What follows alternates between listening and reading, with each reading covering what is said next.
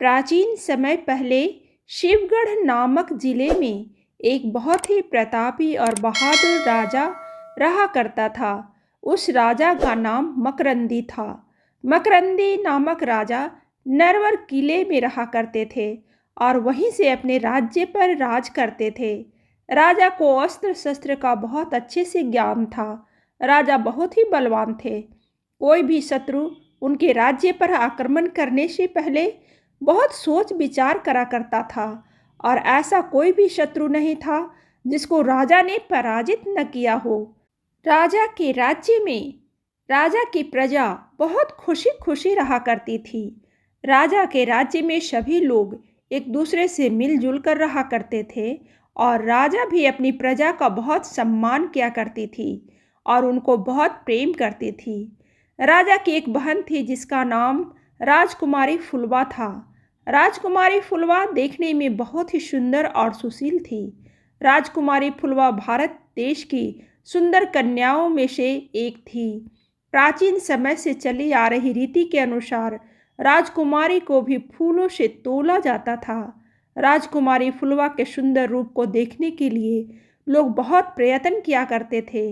राजा मकरंदी के राज्य में दो बहुत ही प्रतापी और हर कला में निपुण, अस्त्र शस्त्रों के ज्ञान से भरपूर दो भाई रहा करते थे जिन्होंने अपनी योग्यता का प्रदर्शन हर तरफ किया हुआ था। चारों तरफ दोनों भाइयों के चर्चे हुआ करते थे। उन दोनों भाइयों के नाम आल्हा जो बड़ा भाई था तथा छोटा भाई का नाम उदल था। उदल देखने में बहुत ही सुंदर था। दोनों भाई अपना समय बाहर घूमने में ही व्यतीत किया करते थे। एक बार जब आल्हा और उदल घूमते हुए नरवर आ गए थे तब उदल ने राजा मकरंदी की बहन राजकुमारी फुलवा को पहली बार देखा था। वह फुलवा को देखकर बहुत मंत्रमुग्ध हो गए थे और उदल को राजकुमारी फुलवा से प्रेम हो गया था। पूरे राज्य में जब आल्हा और उदल की चर्चाएं होने लगी थी कि दो भाइयों में से छोटा भाई सबसे सुंदर है, जिसकी सुंदरता देखने लायक है। जब यह बात राजकुमारी फुलवा तक पहुंची तब राजकुमारी फुलवा को भी उदल को देखने का मन करने लगा और राजकुमारी फुलवा को उदल से मिलने की इच्छा होने लगी। एक दिन जब उदल को राजकुमारी के बारे में पता लगा तब वह राजकुमारी के महल नरवल किले में आ गए और यह खोजबीन करने लगे कि राजकुमारी फुलवा तक कैसे पहुंचा जा सकता है। तब उदल को पता लगा कि राजकुमारी के लिए उनकी एक नौकरानी रोज फूलों का हार बनाकर ले जाया करती थी। यह देखकर उदल ने राजकुमारी फुलवा की नौकरानी से कहा कि मैं आज तुमको एक फूलों का हार बनाकर दे रहा हूँ जिसको तुम अपनी महारानी को दे देना। उदल को फूलों की माला बनाने में बहुत ही महारत हासिल थी। वह बहुत ही सुंदर सुंदर माला बनाया करता था जिसको देखकर लोग उसकी सुंदरता का पता नहीं लगा पाते थे। जब उदल ने राजकुमारी के नौकरानी को माला बनाकर दे दिया तो वह नौकरानी तुरंत उसे लेकर राजकुमारी फुलवा के पास चली गई और उनको उदल के द्वारा बनाई हुई माला दे दी। राजकुमारी ने जैसे ही उस माला को देखा तो वह उसे देखकर मंत्रमुग्ध हो गई और उन्होंने अपनी नौकरानी से कहा कि आज माला तो बहुत सुंदर बनी है। यह माला आज तक तुमने कभी भी मेरे सामने नहीं लाई। तब राजकुमारी फुलवा की नौकरानी ने कहा कि महारानी, यह माला मैंने नहीं बनाई है, यह माला तो किसी और ने बनाई है। तब राजकुमारी फुलवा ने अपनी नौकरानी से कहा कि मैं उस व्यक्ति से मिलना चाहती हूँ जिसने यह सुंदर सी माला बनाई है। कल तुम उसको मेरे पास लेकर आना। जिसके बाद राजकुमारी फुलवा की बात सुनकर नौकरानी ने उदल को राजकुमारी फुलवा से मिलने के लिए कहा और नौकरानी उदल को महिला के कपड़े पहनाकर महल के अंदर राजकुमारी फुलवा के पास ले गई। राजकुमारी ने जैसे ही उदल को देखा तो वह उदल के रूप को देखकर मंत्रमुग्ध हो गई और एक ही नज़र में वह उदल से प्यार करने लगे।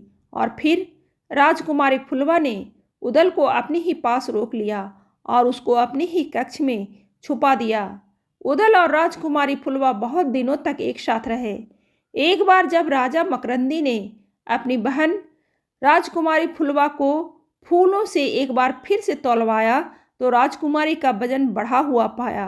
जिससे राजा मकरंदी को शक हो गया कि राजकुमारी फुलवा को किसी पुरुष ने छुआ है, जिसके कारण राजा बहुत क्रोधित हो गए और उन्होंने अपने सभी सैनिकों और नौकरों से कहा कि तुम लोग जाकर राजकुमारी फुलवा के कमरे को चेक करो कि कोई पुरुष तो वहाँ पर नहीं है, और पूरे महल में भी तलाशी करो।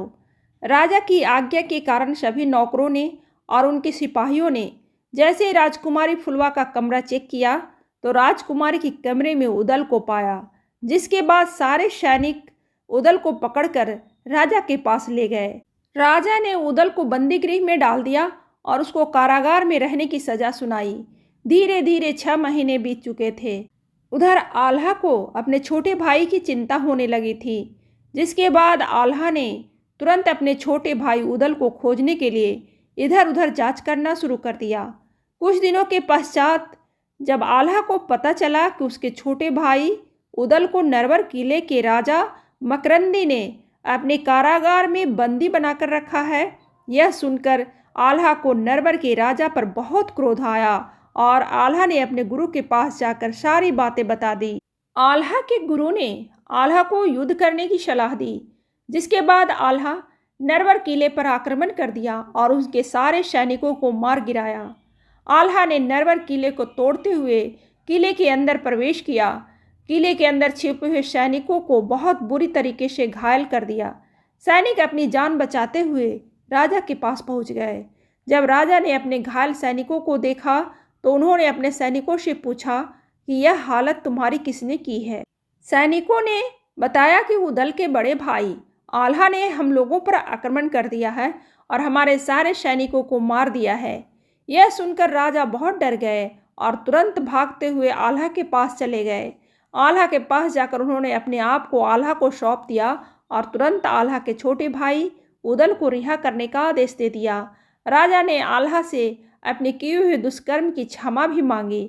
आल्हा ने राजा को माफ़ कर दिया और फिर उदल और फुलवा का विवाह बहुत खुशी खुशी करवा दिया गया, जिसके बाद वह दोनों खुशी खुशी अपना जीवन यापन करना शुरू कर दिए। कहानी अच्छी लगे तो लाइक जरूर करें और ऐसी ही कहानी सुनने के लिए सब्सक्राइब बटन दबाइए।